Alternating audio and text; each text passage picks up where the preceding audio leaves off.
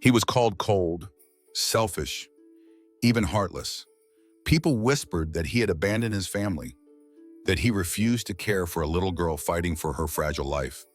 But what no one in town knew was that the very choice that made him look like a villain would one day make him the reason an entire crowd stood up and applauded. Ethan was only 20 when he left his mother's house for college. To everyone else, he was just another student searching for independence. To him, it was the first time he could breathe freely. He had grown up quietly carrying the weight of being different, knowing he was gay, knowing that home was not always the place where he could show every piece of himself. College gave him that space. Freedom was not a luxury, it was survival. His mother, Caroline, had always loved him, though her life was never simple. At 42, she had found new love with Robert, a man in his mid-40s who brought his two children into her world. Together, they tried to form what looked like a new beginning. On the surface, it seemed warm, but underneath, the balance was fragile.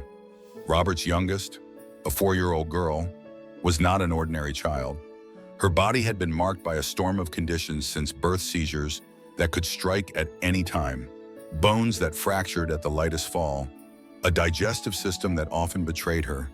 Every corner of the household was built around her needs. Machines hummed softly through the night, medications lined the counters, charts of symptoms and schedules covered the refrigerator door. The family's entire rhythm changed. Caroline devoted herself completely, and Robert expected nothing less. The home Ethan had once known slowly disappeared. His old bedroom, filled with reminders of his childhood, was transformed into a sterile hospital-like space. The bed where he once dreamed of a future was gone, replaced with rails, monitors, and soft toys carefully chosen to distract the little girl from her pain. So when Ethan returned from college for visits, he no longer had a place in the house. Instead, he slept at his grandparents' home, a detail that carried more meaning than most realized. He had become a visitor in the space that used to be his own.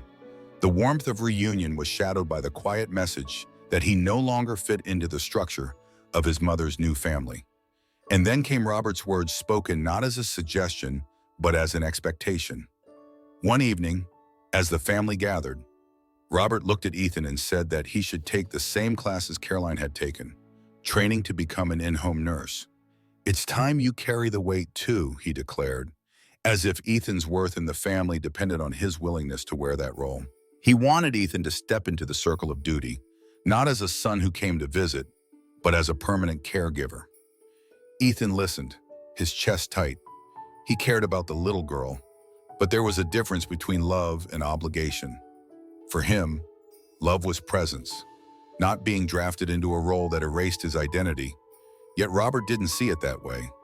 He believed that if Ethan truly belonged, he would not hesitate. That night, Ethan realized the path ahead would be steep. What should have been a homecoming now felt like a path he had never agreed to take. And so the stage was set. The boy who only wanted to live as himself was now caught between the freedom he had earned and the weight of expectations he never chose.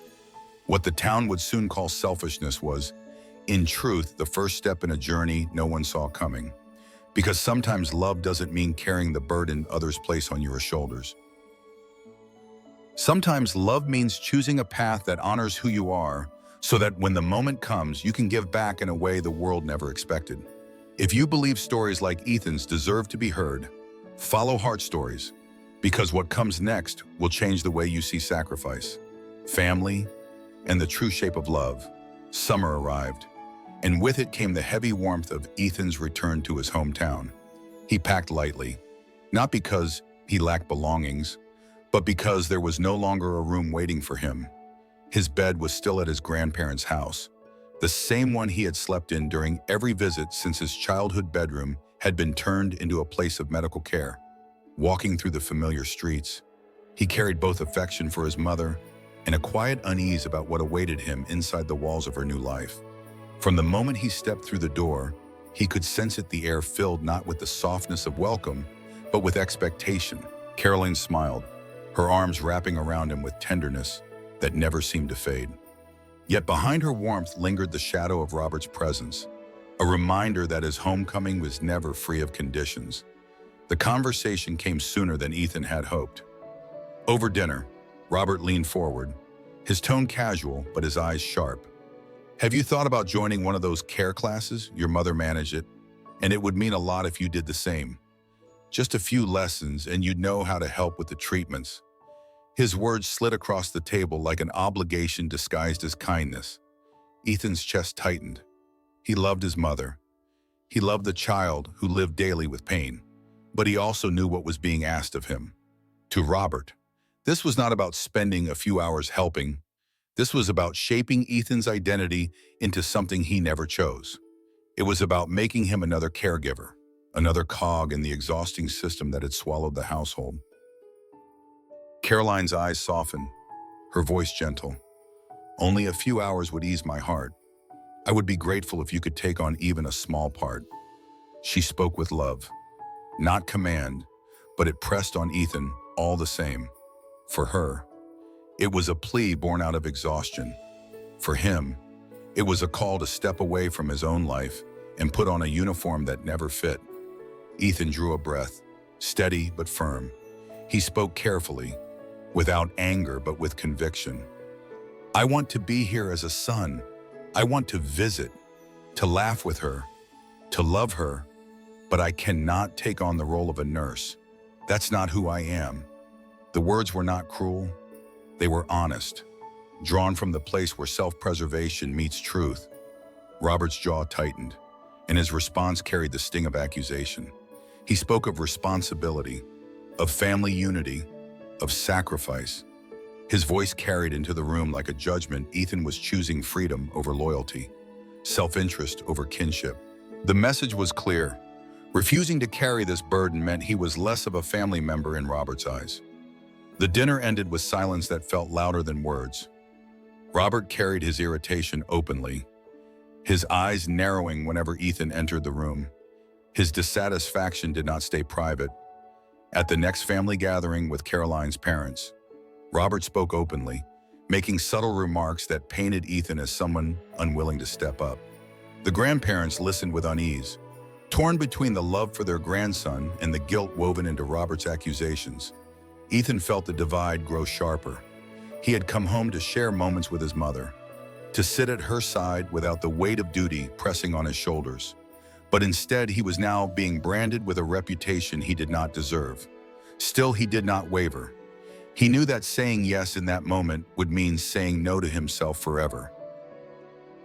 What Robert could not understand was that refusing a role did not mean refusing love. Ethan knew his limits, and he chose to respect them. There is strength in recognizing that true compassion cannot be forced, and that stepping into a duty against one's will does not create care, it creates resentment. As the summer ended, Ethan returned to his studies carrying the sting of being misunderstood. Yet deep within him, there was a quiet certainty that choosing authenticity was not an act of cruelty, but of integrity. And though the world around him might call him selfish, he understood a truth many overlook when love is genuine. It is not measured by how much of yourself you are willing to erase, but by how much of yourself you are willing to honor, so that what you give remains real. Winter returned, draping the small town in strings of lights and the scent of pine. For many women, Christmas was a season of warmth, laughter, and renewal. For Ethan, it was a test. He came back not with the excitement of reunion, but with the cautious steps of someone who knew that beneath the glow of decorations lay the weight of unfinished conflict.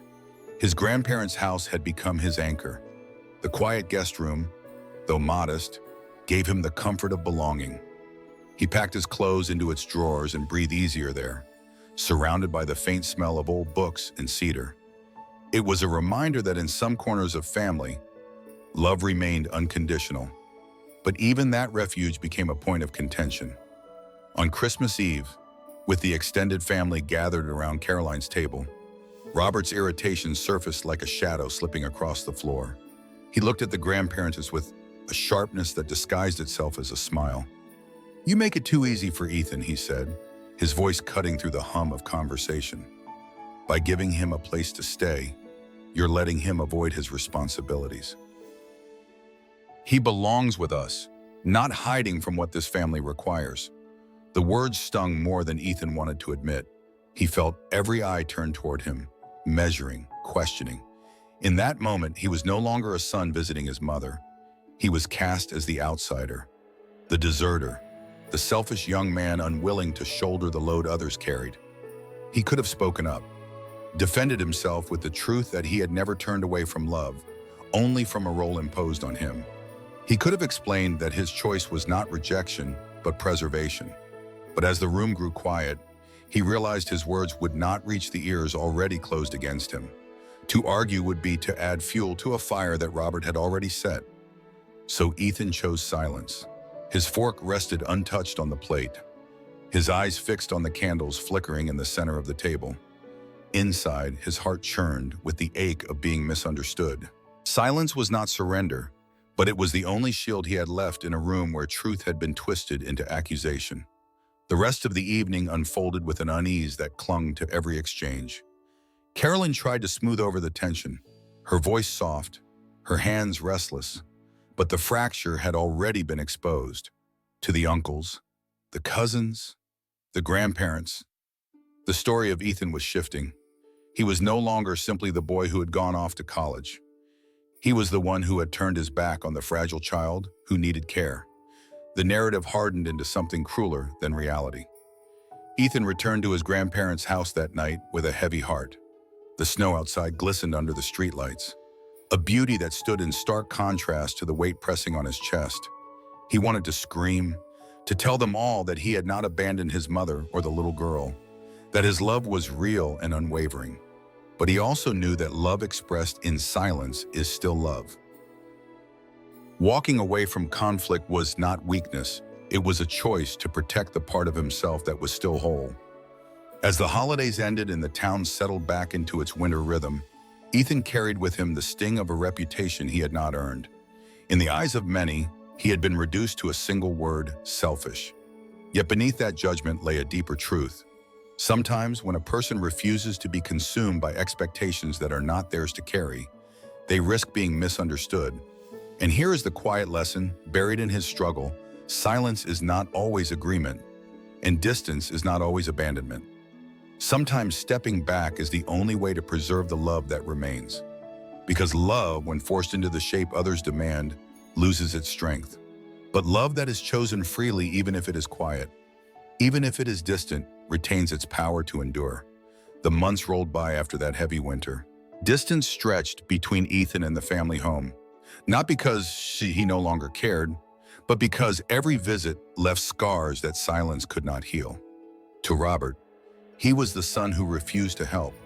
To the extended family, he was the young man who placed freedom above duty.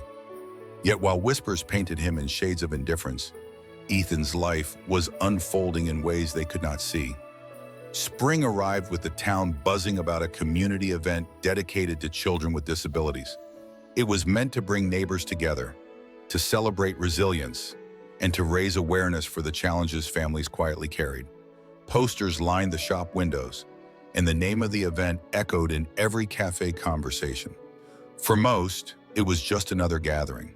For Ethan, it would become the night the truth no longer stayed hidden.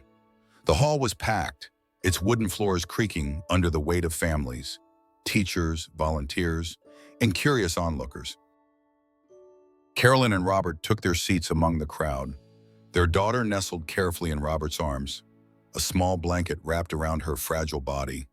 They had come expecting a series of speeches, perhaps some applause for the town's generosity, but nothing more. When Ethan's name was called from the stage, the air shifted. Murmurs rippled through the room, eyes turning, mouths parting in surprise. Carolyn's breath caught in her chest. Robert leaned forward, disbelief etched into his expression. And then Ethan walked across the stage, not as the selfish son they had accused him of being, but as someone the community had chosen to honor. The announcer spoke of his work with a voice filled with pride. While others believed Ethan had withdrawn, he had in fact been pouring his time, energy, and resources into something greater than himself. He had founded a fund dedicated to children with disabilities, with a special focus on LGBTQ youth whose struggles were often invisible.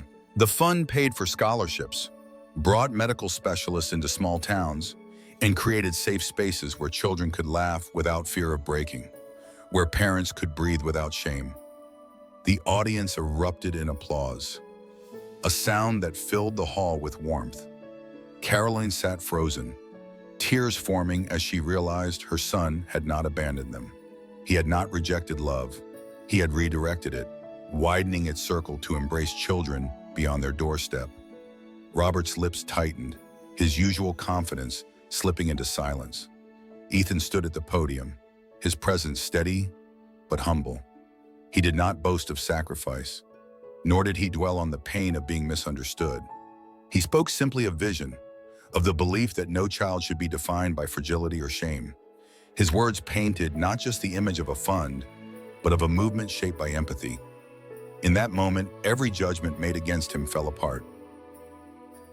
The selfish young man they had labeled was, in truth, the architect of hope for dozens of families. Carolyn's eyes shimmered, her heart torn between regret and pride. She had begged him to give a few hours of his time, never realizing he was quietly giving years of his life to something far larger. When the applause rose again, it was not just for his achievements, but for the lesson unfolding before their eyes. Sometimes love does not fit the mold others expect. Sometimes it moves silently, unnoticed, until it reveals itself in ways no one can deny. And the quiet truth woven through that night was clear. Love is not diminished when it refuses to be confined. It expands when it is channeled into purpose. The boy they thought had turned away had instead chosen a path that allowed him to give not less, but more proof that compassion, when lived authentically, can echo far beyond the walls of one home. The applause from that night did not fade quickly. It lingered in the hearts of those who witnessed it, reshaping the way the community spoke about Ethan. Where there had been whispers of selfishness, there was now respect. Where there had been suspicion, there was admiration. Yet the most powerful shift was not in the town, it was in the very home that had once felt close to him. Robert, who had been so quick to accuse, now found himself without words. His voice, always steady and demanding, faltered under the weight of truth. He had painted Ethan as someone unwilling to care, yet he could not deny what stood before him. The young man he had criticized had become the very force lifting children like his own daughter out of despair. Every phrase Robert once used against Ethan dissolved into silence. Carolyn, Jayon, by contrast, could no longer hold back her tears. Pride and sorrow mingled in her heart. Pride for the man her son had become. Sorrow for the time she had begged him to carry a burden without realizing the weight he was already lifting. She reached for Ethan backstage, her hands trembling as she whispered words she had never said enough, that she was proud, that she was sorry, that she finally understood. Ethan embraced her, not with triumph, but with forgiveness. His love had never left her. It had simply taken a form she had not seen. And then came the twist no one expected. Among the families benefiting from Ethan's fund was Robert's own daughter. Through the network of doctors volunteering their expertise, a specialist had been introduced to Caroline and Robert. This physician brought a new treatment plan that allowed the little girl to manage her seizures more effectively. For the first time in years, there was real hope for stability.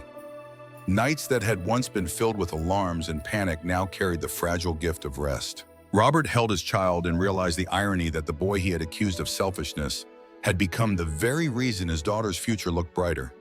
It was not a duty forced upon Ethan that had saved her, but the love he had chosen freely, extended outward to strangers and unknowingly back to his own family.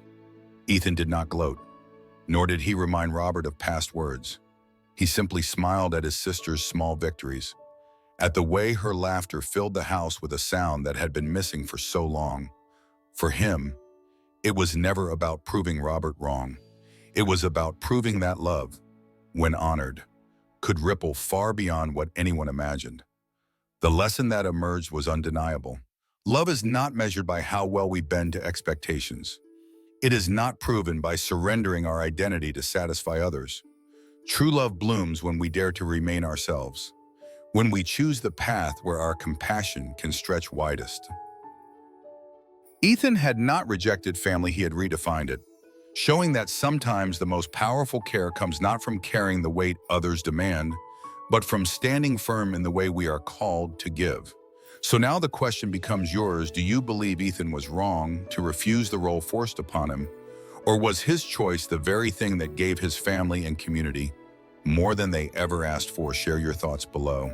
And don't forget to follow Heart Stories so you never miss the stories that challenge, inspire, and remind us what true love really looks like.